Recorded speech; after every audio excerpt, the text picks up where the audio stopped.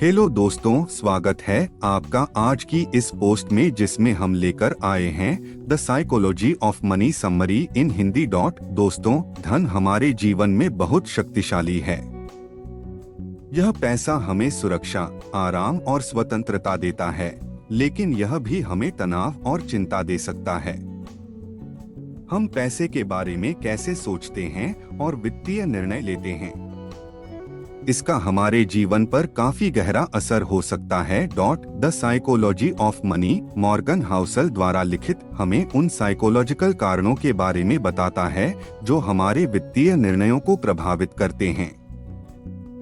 Housel का कहना है कि हमारे भावनाएं, पूर्वाग्रह और अनुभव महत्वपूर्ण भूमिका निभाते हैं कि हम पैसे के बारे में कैसे सोचते हैं और उसे कैसे संभालते हैं। वह यह भी कहते हैं कि इन बातों को जानकर हम बेहतर वित्तीय निर्णय ले सकते हैं।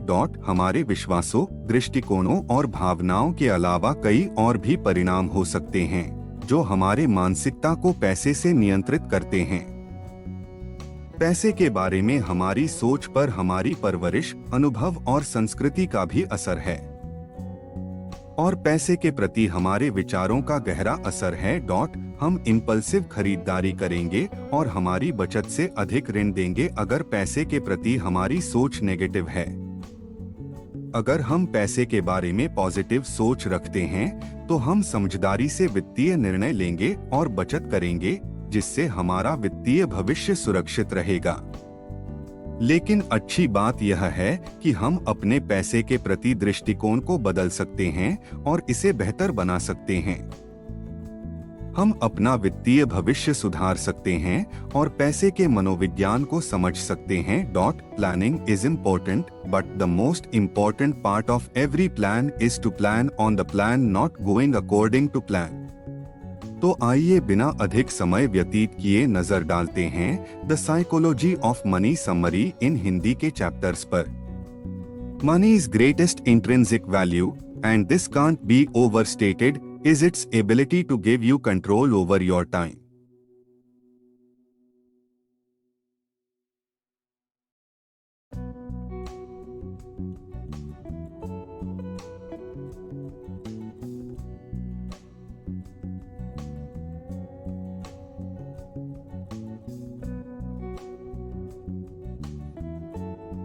चैप्टर 1 नो वंस क्रेजी, कोई पागल नहीं है। विभिन्न वित्तीय दृष्टिकोण। कुछ लोगों को फ्यूचर के लिए पैसे रखना अच्छा लगता है, जबकि कुछ लोग सिर्फ आज ही में जीना पसंद करते हैं। हम सभी के लिए यह महत्वपूर्ण है कि हम पैसे के बारे में अलग अलग दृष्टिकोणों को जानें और जो हमें सबसे अच्छा लगे उसे अपने लिए चुनें। Savings can be created by spending less. You can spend less if you desire less, and you will desire less if you care less about what others think of you. Financial beliefs क्या हैं? Author बताते हैं कि व्यक्तिगत अनुभव हमारे आर्थिक मान्यताओं को बनाते हैं। मितव्ययी होने की अधिक संभावना है अगर कोई घर में पैसे की कमी से पलाबधा है। वही दूसरी ओर खर्चीले होने की अधिक संभावना है अगर कोई एक संपन्न घर में पलाबधा है।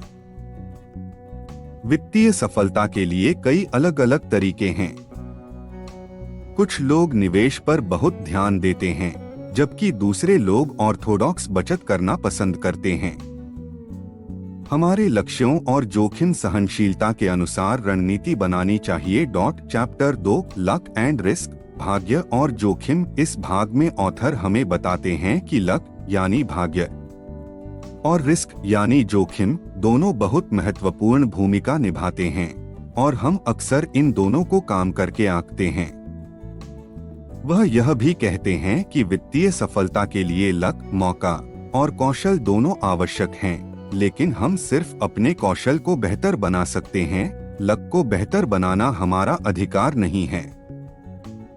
इसके अलावा हमें जोखिम को कम करने पर भी ध्यान देना चाहिए, और ऐसा करने के बाद यह याद रखना चाहिए कि आउटकम अनिश्चित या असरदार है। धन संचय में भाग्य और जोखिम। ऑथर कहते हैं कि पैसा कमाने के लिए सिर्फ कड़ी मेहनत और कौशल की आवश्यकता होती है। उन्होंने कहा कि दुनिया में कई अमीर लोग सिर्फ भाग्य से अमीर बने हैं, जैसे कि अमीर परिवारों में पैदा होना या सही समय पर सही जगह पर होना।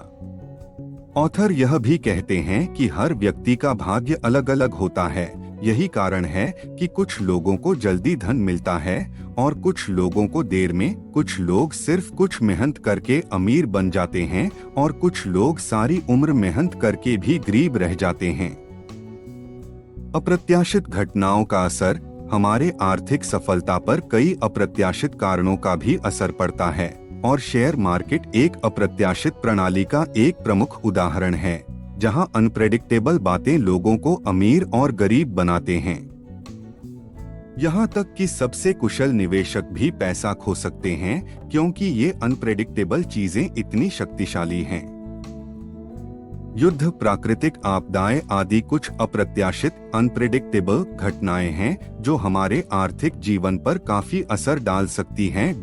ऑथर कहते हैं कि इन सब बातों से साबित होता है कि वित्तीय सफलता के लिए कौशल और मौका दोनों जरूरी हैं। उनका सुझाव है कि हम अपने निवेश में विविधता लाकर जोखिम को कम कर सकते हैं और अप्रत्याशित खर्चों पर बचत कर सकते हैं। साथ ही हमें अनिश्चितता को ध्यान में रखते हुए जोखिम लेने से भी नहीं डरना चाहिए। यहाँ जोखिम को कम करने और अनिश्चितता को दूर करने के कुछ सुझाव दिए गए हैं। निवेश में विविधता। एक फाइनेंशियल इंस्ट्रूमेंट में अपना सारा निवेश न करके अपने इन्वेस्टमेंट पोर्टफोलियोज को अधिक से अधिक विविध बनाने के लिए विभिन्न प्रकार के एसेट्स जैसे स्टॉक, बॉन्ड और रियल एस्टेट में निवेश कीजिए। यदि कोई एसेट खराब प्रदर्शन भी करता है तो इससे जोखिम कम होगा। अप्रत्याशित घटनाओं से बचें। विपरीत परिस्थितियों से बचने के लिए एक आकस्मिक धनराशि होनी चाहिए जो कम से कम 3 से 6 महीने तक के खर्चों को कवर कर सके। जब कोई वित्तीय संकट आता है तो इमरजेंसी फंड सुरक्षित रहता है। हमारे वित्तीय लक्ष्यों और जोखिम सहनशीलता के अनुरूप जोखिम लेने का अर्थ है सोच समझकर जोखिम लेने से न डरें। रिटायरमेंट के लिए बचत करने के लिए, उदाहरण के लिए, हमें थोड़ा अग्रेसिव पोर्टफोलियोस बनाना चाहिए, लेकिन अगर हम घर की डाउन पेमेंट के लिए बचत कर रहे हैं तो हमें थोड़ा रिस्की पोर्टफोलियोस बनाना चाहिए। Chapter 4 कॉन्फाउंडिंग compounding. कंपाउंडिंग का जादू, पावर ऑफ कॉम्पेंसेशन। कंपाउंडिंग एक ऐसी प्रक्रिया है जिसमें आप ब्याज पर भी ब्याज कमाते हैं और आपको रिटर्न पर भी रिटर्न मिलता है। धीरे धीरे ये प्रक्रिया आपके निवेश को बहुत अच्छा करेगी। Hindi summary of money psychology. Compound interest growth. उदाहरण के लिए, अगर आप 100 रुपए में निवेश करते हैं और हर साल 10% रिटर्न मिलता है तो 1 साल बाद आपके पास 110 रुपए होंगे। अगले वर्ष आपको 110 रुपए पर 11 रुपए का रिटर्न मिलेगा। इसका अर्थ है कि अगले साल आपकी इन्वेस्टमेंट लागत 121 रुपए हो जाएगी। कंपाउंड इंटरेस्ट समय के साथ बढ़ेगा। 20 वर्ष बाद अगर आपका इन्वेस्टमेंट 10% रिटर्न पाता है तो आपका इन्वेस्टमेंट 672 रुपए 72 पैसे हो जाएगा। टाइम और कंपाउंड इंटरेस्ट। कंपाउंडिंग का असली चमत्कार समय में दिखाई देता है। यदि आप प्रति माह 100 रुपए का निवेश करते हैं और प्रति वर्ष 10% ब्याज अर्जित करते हैं, तो यदि आप 20 साल की उम्र में निवेश करना शुरू करते हैं तो 65 साल की उम्र में आपके पैसे को बढ़ाने में अधिक समय लगेगा। लॉन्ग टर्म इन्वेस्टमेंट और धैर्य। जैसा कि पहले बताया गया है, लंबी अवधि में कंपाउंडिंग सबसे अच्छा काम करती है, लेकिन हर कोई इतना धैर्य नहीं रखता है और लंबे समय तक वेट नहीं करना चाहता है। इसलिए अगर आप कंपाउंडिंग के मैजिक को जानना चाहते हैं तो आपको धैर्य रखना होगा और अपने पैसे को बढ़ाने के लिए समय देना होगा। Progress happens too slowly to notice, but setbacks happen too quickly to ignore. Compounding के जादू का लाभ उठाने के तरीके। जल्दी निवेश करें। जल्दी निवेश करने से आपके पैसे को बढ़ने में अधिक समय लगेगा। नियमित रूप से निवेश करें। नियमित रूप से निवेश करना आपको कंपाउंडिंग की शक्ति देता है और रिस्क को काम करता है। Chapter 5 getting wealthy versus staying wealthy. अमीर बनना बनाम अमीर बने रहना, शॉर्ट टर्म गेन्स और वेल्थ। ऑथर बताते हैं कि अमीर बनने के कई तरीके हैं। उदाहरण के लिए कुछ लोग गैम्बलिंग करके अमीर बनते हैं, लेकिन ये स्थायी मार्ग नहीं है। हमारी कड़ी मेहनत, स्मार्ट निवेश और अच्छी फाइनेंशियल हैबिट्स से असली नौकरी मिलती है। ऑथर ने कहा कि छोटी टीम नहीं बल्कि लंबे समय तक चलने वाले लक्ष्यों पर फोकस करना चाहिए और ऐसे वित्तीय निर्णय नहीं लेना चाहिए जो आने वाले कल को मुश्किल बना सके। सस्टेनेबल मनी हैबिट्स का अर्थ है समझदारी से निवेश करना, अपनी क्षमता के अनुसार जीवन जीना और नियमित रूप से बचत करना। ये हैबिट्स ऑथर का वेल्थी बनने के लिए अत्यंत महत्वपूर्ण हैं। साथ ही हमें धन के मामले में धैर्य रखना चाहिए और नियंत्रण में रहना चाहिए। जब परिणाम तुरंत नहीं मिलते तो हमें निराश नहीं होना चाहिए और अनुशासन पूर्वक निवेश करना चाहिए। अपने पैसे सुरक्षित रखना। मित्रों, धन जमा करना पर्याप्त नहीं है क्योंकि धन उतनी ही जल्दी खर्च हो जाता है। इसलिए आपको ज्यादा रिस्क वाले निवेशों से बचना चाहिए और अपने पैसे को ऐसे निवेशों में लगाना चाहिए जो कम रिस्क वाले हैं। साथ ही आपको अपने भविष्य के लिए बचत करना नहीं छोड़ना है। Doing something you love on a schedule you can't control can feel the same as doing something you hate। व्यापारिक धन को सुरक्षित कैसे रखें? आप अपने पैसे को सुरक्षित रख सकते हैं और उन्हें बढ़ने का मौका दे सकते हैं। यहाँ कुछ उदाहरण हैं। The Psychology of Money Summary, Ideal Percentages for All Asset Categories। विभाजन यानी अपने निवेश में बदलाव लाओ, नियमित रूप से अपने पोर्टफोलियो को पुनर्संतुलित करना।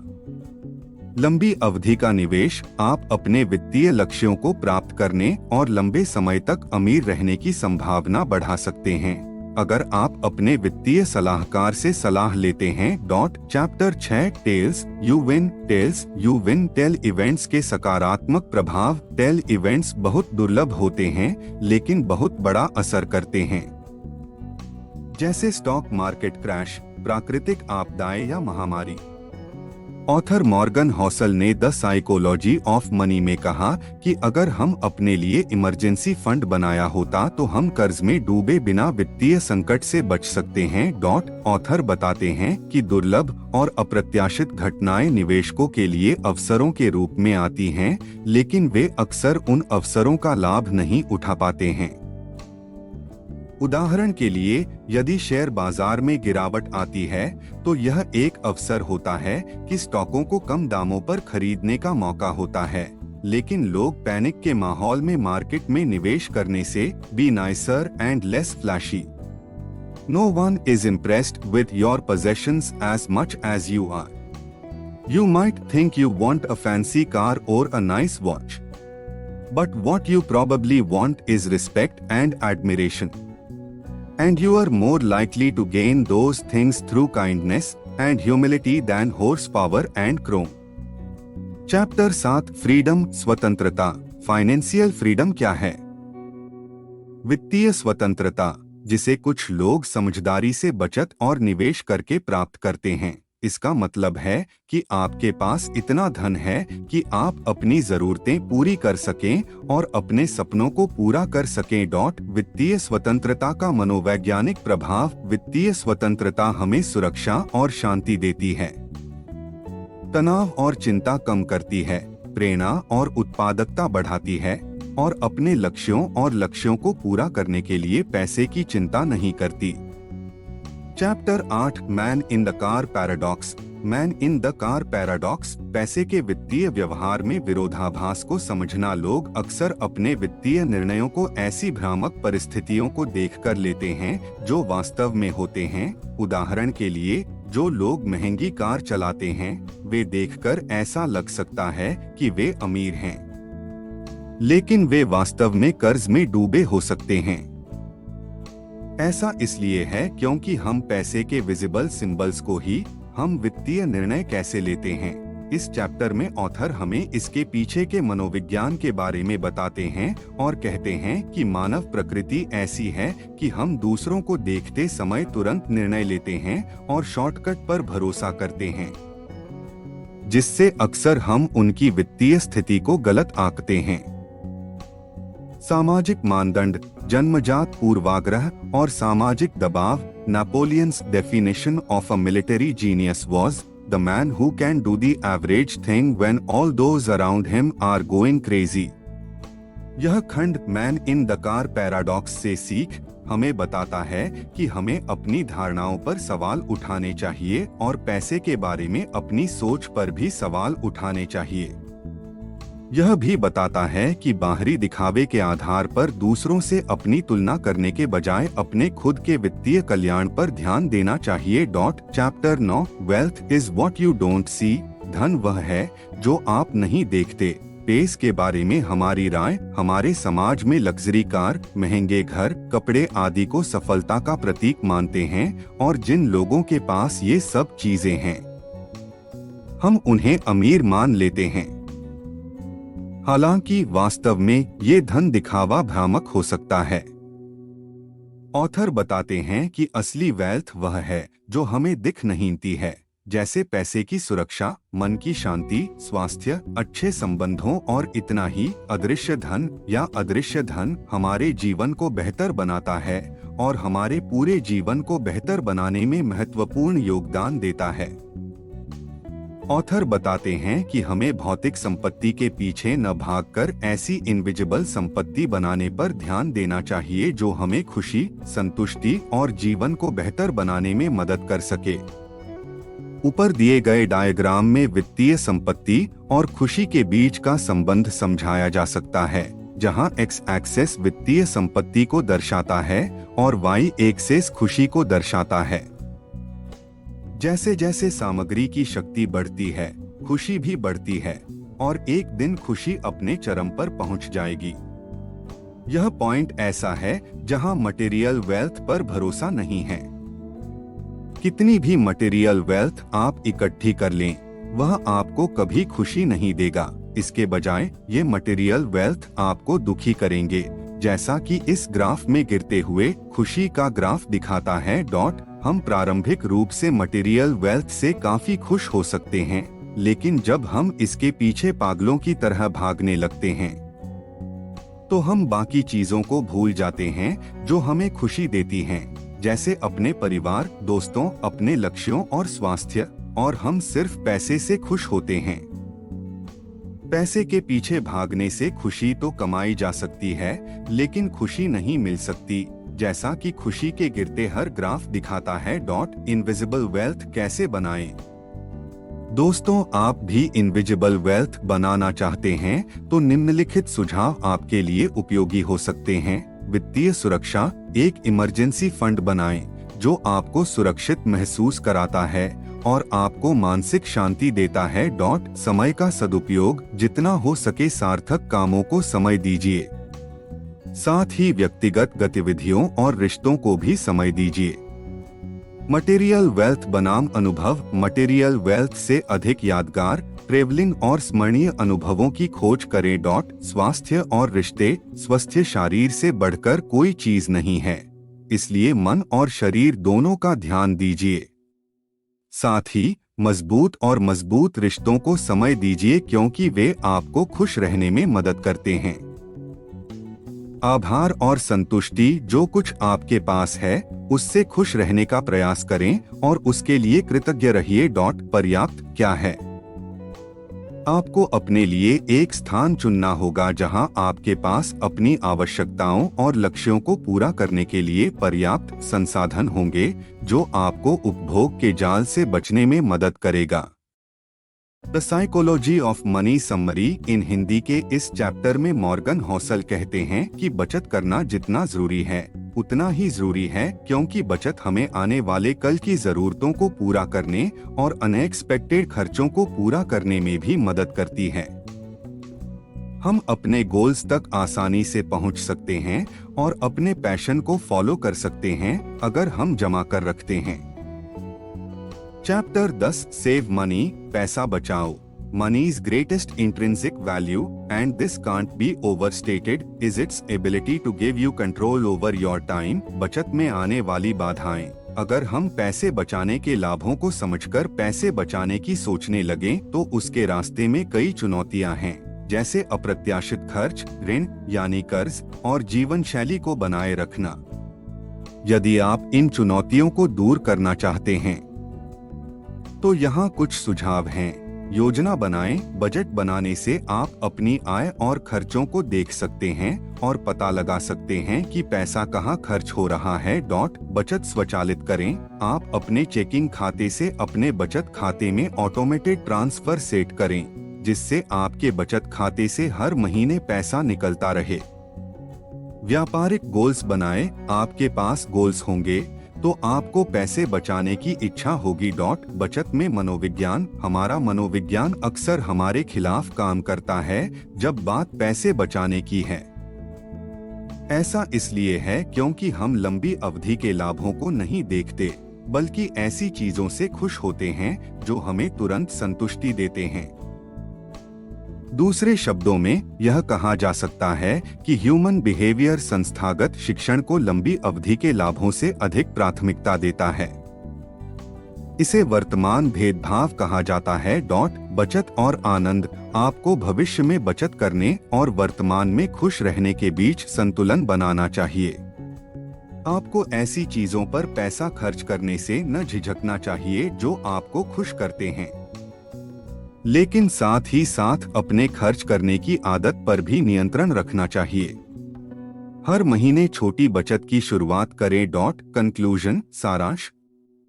तो दोस्तों, ये थी the psychology of money summary in Hindi. ये बुक हमें बताती है कि हम अपने जीवन में जो फाइनेंशियल निर्णय लेते हैं वह हमारे इमोशंस, बियासेस और एक्सपीरियंसेस के आधार पर लेते हैं।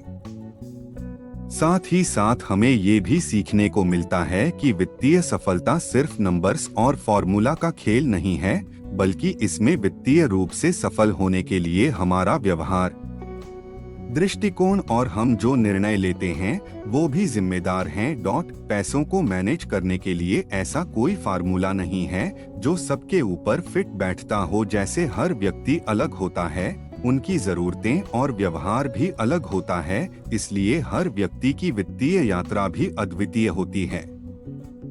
पैसों के प्रबंधन के लिए आत्म जागरूकता, अनुशासन और अपनी भावनाओं को प्रबंधित करने की क्षमता की आवश्यकता होती है। दोस्तों, आशा है कि आपको ये समरी पसंद आई होगी।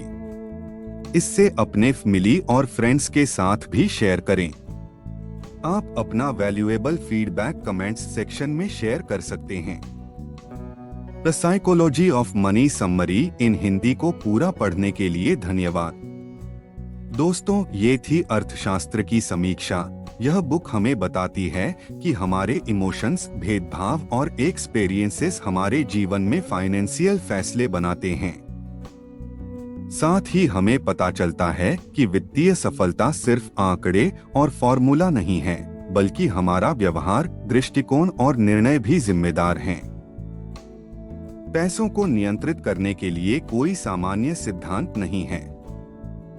जिस तरह से हर व्यक्ति की जरूरतें और व्यवहार अलग होते हैं, उसी तरह से हर व्यक्ति की आर्थिक यात्रा भी अलग होती है। पैसों के प्रबंधन में आत्म जागरूकता, आत्मनियंत्रण और भावनाओं को नियंत्रित करने की क्षमता की आवश्यकता होती है। दोस्तों, मैं चाहता हूं कि आपको ये समरी अच्छी लगी होगी। इसे अपने दोस्तों और परिवार के साथ भी शेयर करें। आप कमेंट्स सेक्शन में अपने महत्वपूर्ण सुझाव दे सकते हैं। आपने the psychology of money summary in Hindi को पूरा पढ़ा। The psychology of money quotes, धन संपत्ति का मनोविज्ञान के quotes. Everything has a price but not all prices appear on labels. Risk is what's left over when you think you've thought of everything. Bill Gates once said, success is a lousy teacher. It seduces smart people into thinking they can't lose. Using your money to buy time and options has a lifestyle benefit few luxury goods can compete with. To grasp why people bury themselves in debt, you don't need to study interest rate, you need to study the history of greed, insecurity and optimism. Use money to gain control over your time, because not having control of your time is such a powerful and universal drag on happiness. The ability to do what you want, when you want, with who you want, for as long as you want to, pays the highest dividend that exists in finance. How good of a book is The Psychology of Money? Yes, it's generally agreed that Morgan Housel's The Psychology of Money is a worthwhile read for anyone curious about the relationship between psychology and finance. It is engrossing, perceptive, and offers helpful financial management guidance in addition to delving into the intricate psychological aspects that shape our perceptions of money. What does the psychology of money teach you? Morgan Housel का पैसों का मनोविज्ञान कई महत्वपूर्ण सबक देता है जो मानव व्यवहार और वित्तीय निर्णयों के बीच जटिल संबंधों के बारे में बताता है। यह मनोविज्ञान और अर्थशास्त्र के संदर्भ में महत्वपूर्ण जानकारी प्रदान करता है। यह पुस्तक आपके वित्त के प्रबंधन के लिए व्यावहारिक सलाह देती है, साथ ही पैसे के प्रति हमारे दृष्टिकोण को प्रभावित करने वाले कठिन मनोवैज्ञानिक कारक भी बताती है। What kind of book is Psychology of Money? The psychology of money में मॉर्गन हाउसल ने मानव व्यवहार और वित्तीय निर्णय लेने के बीच के जटिल संबंधों का अध्ययन किया गया है। पुस्तक में 10 चैप्टर्स हैं, जिनमें से प्रत्येक वित्तीय निर्णय लेने के एक अलग पहलू पर केंद्रित है, जो पाठकों को मनोविज्ञान, वित्त और व्यक्तिगत कहानियों का एक मिश्रण प्रदान करता है जो पैसे के प्रति हमारे दृष्टिकोण। Psychology of money powerful quotes. यदि एक प्रतिभाशाली व्यक्ति अपनी भावनाओं पर नियंत्रण खो देता है तो वह पैसे बर्बाद कर सकता है। अध्ययन या स्वीकृति की कोई भी मात्रा में भय और अनिश्चितता का प्रभाव नहीं हो सकता। धन के संबंध में जो विचार एक समूह को अपमानित करते हैं वे दूसरे के लिए पूरी तरह से अलग हो सकते हैं। जब हम भाग्य और जोखिम को उभरते हुए नहीं दिखाते तो निडरता और लापरवाही के बीच की रेखा बहुत महीन हो सकती है। व्यक्तिगत और केस अध्ययन पर कम ध्यान दें और व्यापक रूप से प्रत्येक व्यक्ति पर अधिक ध्यान दें। लोग जो अपने समय पर नियंत्रण रखते हैं वे अधिक खुश रहते हैं। यह एक व्यापक और आम व्यक्ति है जिसे आप उपयोग कर सकते हैं।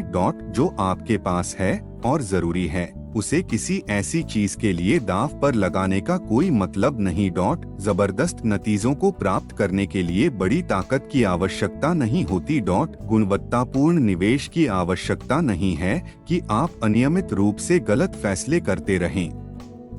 धनवान बने रहने का एकमात्र तरीका है असुरक्षा और मितव्ययिता का मिश्रण। पुरानी सफलता को बार बार नहीं दोहराया जा सकता। कोई भी योजना सफल हो सकती है तभी जब वह वास्तविकता का सामना कर सकती है, जिसमें अनिश्चितताओं से भरा भविष्य हर व्यक्ति के सामने है। संपत्ति का सबसे बड़ा लाभ समय पर नियंत्रण है। समृद्धि का सर्वोच्च रूप हर सुबह उठकर आज मैं जो चाहूंगा कर सकता हूं कहना है। यह पैसे कम करने का सबसे तेज तरीका है कि आपके पास बहुत सारा पैसा है। लोगों को कुछ हासिल करने में मदद करने के लिए प्रसिद्ध उद्योग महत्वपूर्ण रूप से संपत्ति का मूल्य की आवश्यकताओं के सापेक्ष हैं। आय के एक निश्चित स्तर के बाद आपको सिर्फ वह चाहिए जो आपके अहंकार के नीचे हो। लोगों की बचत करने की क्षमता उनकी सोच से कहीं अधिक है।